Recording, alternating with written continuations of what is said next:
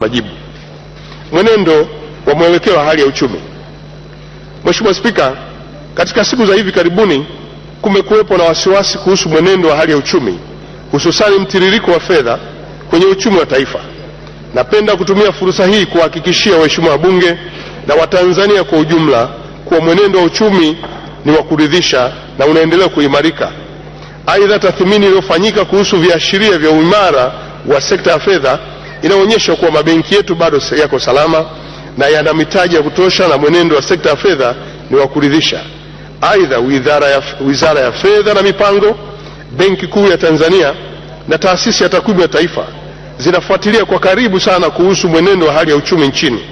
Mathalan, tarehe 14 mwezi Septemba mwaka 2016, Gavana wa Benki Kuu ya Tanzania Profesa Beno Ndulu alitoa taarifa kwa vyombo vya habari kuhusu mwenendo wa hali ya uchumi nchini, ambapo alihakikishia taifa na jumuiya ya kimataifa kwamba hali ya uchumi wetu ni shwari kabisa na si mbaya kama inavyodhaniwa na baadhi ya watu.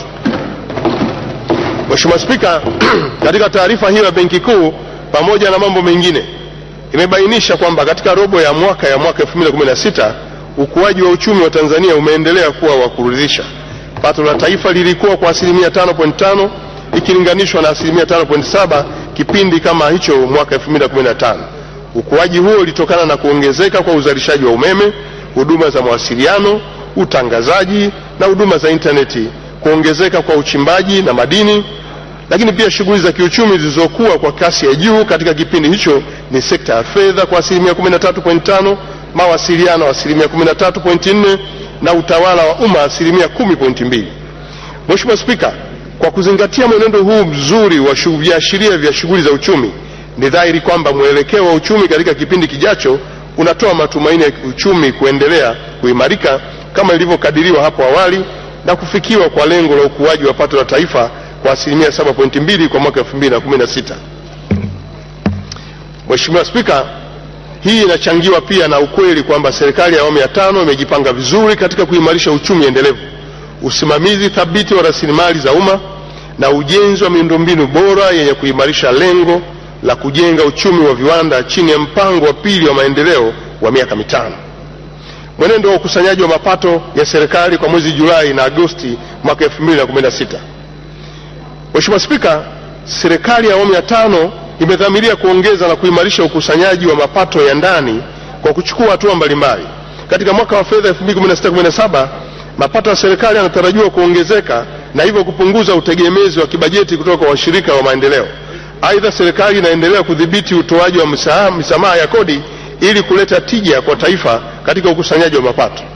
Mheshimiwa Spika, katika mwaka wa fedha 2016/17 serikali imelenga kukusanya mapato ya ndani ikijumuisha mapato ya halmashauri ya jumla shilingi trilioni 18.46 sawa na 62.5% ya bajeti yote ya shilingi trilioni 29.5. Takwimu za mwenendo wa ukusanyaji mapato zinaonyesha kuwa katika kipindi cha kuanzia Julai na Agosti mwaka 2016 mapato yanayokusanywa na mamlaka ya mapato Tanzania TRA yalikuwa shilingi trilioni 2.168 ikilinganishwa na makadirio ya kukusanya shilingi trilioni 2.11 sawa na 103% ya lengo. Aina ya kodi zinazochangia sana katika ongezeko hilo ni pamoja na kodi ya ongezeko la thamani VAT kutokana na kuongezeka kwa matumizi ya mashine za kielektroniki katika ukusanyaji wa mapato. Mapato yasiyo ya kodi kwa kipindi hicho yalikuwa shilingi bilioni 271.1 sawa na 60% ya lengo la kukusanya shilingi bilioni 448.4. Aidha, mapato kutoka vyanzo vya halmashauri yalikuwa shilingi bilioni 45.4 ikiwa ni 41% ya lengo la kukusanya shilingi bilioni 110.9. Napenda kutumia fursa hii kuzihimiza wizara na halmashauri kuongeza jitihada za ukusanyaji wa mapato ya serikali. Mheshimiwa Spika, serikali itaendelea kuchukua hatua zifuatazo. Kwanza, kuendelea kuimarisha usimamizi wa ukusanyaji wa mapato ikiwa ni pamoja na kufanya ukaguzi wa mara kwa mara katika maeneo ya biashara, viwandani, migodini, bandarini, kwenye viwanja vya ndege na maeneo ya mipakani ili kuhakikisha kuwa kodi stahiki zinakusanywa. Lakini 2, kusimamia kikamilifu matumizi ya vifaa vya mifumo ya kielektroniki katika ukusanyaji wa mapato ili kuongeza ufanisi na kudhibiti upotevu wa mapato. 3, kuendelea kupanua wigo wa walipa kodi ikiwa ni pamoja na kurasimisha sekta isiyo rasmi ili iweze kuingia katika mfumo wa kodi. 4, kuimarisha ufuatiliaji wa mapato yanayokusanywa na taasisi na mamlaka mbalimbali za serikali na halmashauri zote nchini. Lakini 5, kuendelea kuchukua hatua za kudhibiti na kupunguza misamaha ya kodi isiyokuwa na tija. Mpango wa serikali wa kuhamia Dodoma. Mheshimiwa Spika, tarehe 23 Julai 2016, Mheshimiwa Rais Dr. John Pombe Magufuli, Rais wa Jamhuri ya Muungano wa Tanzania, wakati akitumia mkutano mkuu wa Chama cha Mapinduzi hapa Dodoma, alieleza kuhusu dhamira ya serikali ya awamu ya 5 ya kukamilisha mchakato wa ahadi ya serikali ya kuhamia katika mji makao makuu wa Dodoma. Aidha, Mheshimiwa Rais alirejea kauli hiyo tarehe 25 Julai mwaka 2016 wakati wa maadhimisho ya siku ya mashujaa nchini ambayo ilifanyika kitaifa kwa mara ya kwanza katika viwanja vya Mashujaa mjini Dodoma. Mheshimiwa Rais alisisitiza kuwa anatarajia kwamba serikali yake yote itakuwa imehamia Dodoma katika kipindi cha miaka 4 na miezi 8 iliyobaki hadi kufikia mwisho wa mwaka 2020. Mheshimiwa Spika, napenda kuwafahamisha waheshimiwa wabunge na Wanatanzania wote kwamba mpango wa sasa wa serikali wa kuhamia Dodoma ni mwendelezo wa utekelezaji wa ilani ya Chama cha Mapinduzi ya mwaka 2015 iliyozingatia agizo lililotolewa tarehe 1 Oktoba mwaka 1973 kwenye mkutano mkuu wa 16 wa chama cha TANU. Hivyo, hatua zinazochukuliwa sasa na serikali ya awamu ya 5 ni mwendelezo tu wa utekelezaji wa mipango ya awali iliyokuwa inatekelezwa mwaka hadi mwaka na serikali ya awamu zote zilizopita, kuanzia awamu ya kwanza lilipotolewa tamko hilo mwaka 73 chini ya uongozi wa Rais wa awamu ya kwanza, baba wa taifa hayati Mwalimu Julius Kambarage Nyerere. Mheshimiwa Spika, katika kutekeleza azma hiyo ya serikali ya awamu ya 5, baada ya tamko la Mheshimiwa Rais Dr. John Pombe Magufuli la tarehe 23 Julai 2016, yafuatayo yamefanyika. 1, tarehe 26 Julai nilikutana na viongozi wa mkoa wa Dodoma, viongozi wa chama na serikali wa mkoa na wilaya, wazee maarufu, viongozi wa madhehebu ya dini na wadau mbalimbali ili kuwajulisha kuhusu mkakati wa sasa wa serikali wa kuhamia Dodoma. Aidha, niliutaka uongozi wa mkoa wa Dodoma kuwasilisha mapendekezo ya mpango kazi wa kutekeleza uamuzi wa serikali wa kuhamia Dodoma kwa wanadodoma wenyewe. 2, katika kipindi cha siku 14 uongozi wa mkoa wa Dodoma uliwasilisha kwangu taarifa ya serikali kuhamia Dodoma kama ilivyokusudiwa. Aidha, tarehe 15 Agosti mwaka huu 2016 mkoa uliwasilisha mpango huo katika kikao cha baraza la kazi la mawaziri pamoja na makatibu wakuu na kupata ushauri wa maoni yao na kuuboresha.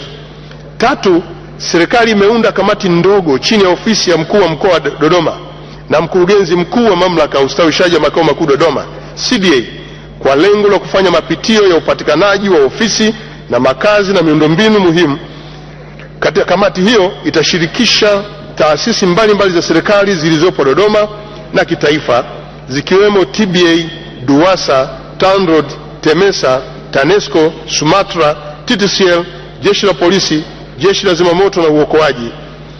4, aidha serikali imeunda kamati ya kitaifa ya makatibu wakuu ambao wanaratibu zoezi zima na uratibu wa serikali kuhamia Dodoma. 5, tarehe 1 Septemba 2016 serikali ilikutana na watendaji wakuu wa taasisi za fedha, mifuko ya hifadhi ya jamii na watendaji wakuu na taasisi za sekta binafsi zinazohusika na ujenzi wa miundombinu nchini. Lengo la kikao hicho lilikuwa ni kupata mawazo ya sekta binafsi, taasisi za fedha na mifuko ya hifadhi jamii ili kuisaidia serikali kuboresha mkakati wa kuhamia Dodoma kwa kuzingatia kuwa serikali peke yake haiwezi kukamilisha jambo hili. Katika kikao hiki tumekubaliana kwamba kuanzia sasa kuwepo na vikao baina ya makatibu wakuu na wadau wa sekta binafsi angalau mara moja kwa mwezi chini ya uwenyekiti wa katibu mkuu kiongozi na katibu wa kamati hiyo akiwa katibu mkuu wa ofisi ya waziri mkuu. Kikao hicho kitakuwa cha mashauriano na kupeana mrejesho wa utekelezaji wa azima serikali ya kuhamia Dodoma kwa kuzingatia mchango wa sekta ya umma, sekta binafsi katika ujenzi wa miundombinu ya kiuchumi na kijamii, uwekezaji na uzalishaji biashara na huduma mbalimbali. 6, serikali pia imeunda kamati maalum ya wataalamu washauri itakayoshirikiana na CDA katika kufanya mapitio ya mpango kabambe master plan wa mji wa Dodoma ili kubaini mahitaji halisi ya sasa na siku zijazo katika upeo wa miaka 50 na zaidi. Zoezi hili linahitaji ushirikishwaji mkubwa wa jamii na sekta binafsi. Lengo la serikali ni kuwa na mji uliopangwa vizuri na unaozingatia vigezo mbalimbali vya kimataifa. Mheshimiwa Spika, napenda kulijulisha bunge lako tukufu kwamba serikali ya awamu ya 5 inatambua jitihada kubwa zilizofanywa na serikali ya awamu zilizopita zilizoongozwa na Chama cha Mapinduzi na kuweka miundombinu mbalimbali muhimu ya kufanikisha mpango wa serikali kuhamia Dodoma. Tathmini iliyofanywa na ofisi ya Waziri Mkuu na ofisi ya Mkuu wa Mkoa wa Dodoma pamoja na wadau mbalimbali inaonyesha kuwa kwa ujumla miundombinu iliyopo Dodoma kwa sasa ina uwezo wa kutosheleza mahitaji ya serikali kuhamia Dodoma kwa awamu kuanzia mwezi huu wa Septemba 2016 hadi mwaka 2020. Ratiba ya serikali kuhamia Dodoma. Mheshimiwa Spika, ili kufanikisha azma ya serikali kuhamia Dodoma, tayari imeandaliwa ratiba itakayowezesha serikali kuhamia Dodoma kwa awamu kuanzia mwezi Septemba mwaka huu 2016 hadi mwaka 2020 bila ya kuathiri bajeti yetu ya mwaka 2016-17 kama ifuatavyo. Kwanza, awamu ya kwanza itakuwa kati ya mwezi Septemba 2016 na Februari 2017. Mheshimiwa Waziri Mkuu na mawaziri wote, makatibu wakuu wote, manaibu makatibu wakuu wote watahamia Dodoma katika awamu ya kwanza. Aidha, kila wizara itatakiwa kuhamisha watumishi wa idara moja au mbili, na wakati huo huo kuendelea kuweka utaratibu wa kuleta watumishi wa idara nyingine kuhamia Dodoma. 2. Awamu ya pili itakuwa kati ya mwezi Machi 2017 na Agosti 2017. Kipindi hiki kitawapa fursa watendaji wa wizara mbalimbali kuweka katika bajeti zao za mwaka 2017-18 gharama na kuendelea kuhamisha watumishi wake kuja Dodoma. 3. Awamu ya 3 itakuwa kati ya mwezi Septemba 2017 na Februari 2018 ambapo wizara zitaendelea na uhamishaji wa watumishi wa idara zilizo ndani ya wizara zao. 4. Awamu ya 4 itakuwa kati ya mwezi Machi 2018 na Agosti 2018 na awamu ya 5 itakuwa kati ya mwezi Septemba 2018 hadi Februari 2020. Katika kipindi hiki cha awamu 3 na 4 wizara zitakuwa zinaendelea pia kuhamisha watumishi wake. Awamu ya 6 itakuwa kati ya mwezi Machi 2020 na Juni 2020 ambapo ofisi ya Rais ikiongozwa na Mheshimiwa Rais wa Jamhuri ya Muungano wa Tanzania na makamu wa Rais wa Jamhuri ya Muungano wa Tanzania watakuwa wanafika Dodoma.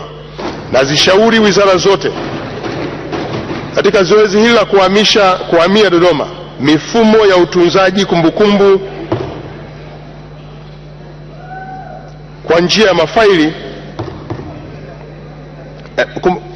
Nashauri wizara zote kuanzisha mifumo ya utunzaji wa kumbukumbu wa kielektroniki badala kuhama na mafaili kutoka Dar es Salaam kuja Dodoma, na tunataka Dodoma iwe ya kielektroniki.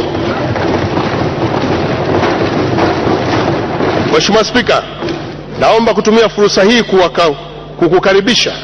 kuwakaribisha wawekezaji mbalimbali wa sekta binafsi na wadau wa maendeleo wa ndani na nje ya nchi kuwekeza Dodoma ili kuboresha zaidi miundombinu iliyopo na kuongeza majengo ya ofisi na makazi ya watumishi, kuwekeza katika huduma za afya, elimu, huduma za biashara kama mabenki, maduka makubwa, shopping malls na masoko, mahoteli na maghara. Aidha, napenda kurejea maelezo yaliyotoa kwa Mamlaka ya Ustawishaji wa Makao Makuu Dodoma CDA na mkoa wa Dodoma na manispaa kuhakikisha kwamba mji mkuu wa Dodoma unaendelezwa kwa kasi ili kupokea watumishi wengi na familia zao pamoja na sekta binafsi watakaohamia Dodoma. Mheshimiwa Spika, napenda kusisitiza kuwa mkoa wa Dodoma na CDA wahakikishe kuwa pamoja na kuandaa maeneo ya makazi na ofisi, pia watenga maeneo muhimu ya huduma muhimu kama vile maeneo kwa ajili ya kituo kikuu cha biashara, bustani, bandari kavu na kuendelea kuongeza eneo la viwanda na huduma mbalimbali za kibiashara. Aidha, naagiza mamlaka za mipango miji mkoani Dodoma na hasa CDA wahakikisha wanaweka mfumo wa kielektroniki wa upatikanaji wa viwanja ambao utatambua mahitaji kwa utaratibu wa wazi na bila urasimu usio wa lazima. Vile vile nashauri wakazi wa mkoa wa Dodoma na sekta binafsi kutumia fursa hii sasa kujenga nyumba za kuishi za kutosha, nyumba za kulala wageni na mahoteli ili watumishi na wageni watakaokuja Dodoma wasipate tabu mahali pa kuishi.